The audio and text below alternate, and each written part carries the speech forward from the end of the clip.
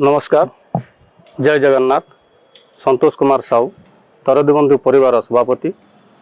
आज हूँ August 15 80तम August स्वाधीनता दिवस उपलक्षे दरदबंधु परिवार तरफ हार्दिक शुभेच्छा और अभिनंदन।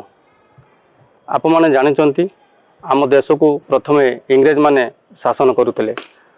आम देश में बहुत वीर पुरुष महापुरुष माने आम देश को जो बहुत कष्ट स्वाधीन कले से मैंने आप जानते प्राण त्याग देती जेल जाइंट जहा हूँ शेष आम देश स्वाधीन है।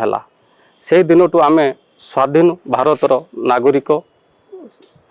आज मुई अगस्ट 15 उपलक्षे युव समाज को आह्वान करी आपण मैंने एकत्रित होई देश को आगे नियंतु, समस्ते मिलमिशि रुहंतु, अन्याय विरोध में सुलोचन करंतु।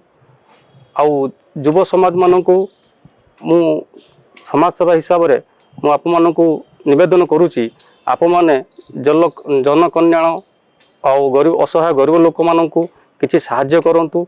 आप मान किसी खुशी जो आपन को भगवान जो खुशी देते आप मैंने से खुशी की आपन किसी असहाय गरीब लोक को आपन से खुशी दिंतु। आटिक मु आप अनुरोध करुच्ची। जय जवान जय किसान जय भारत जय भारत।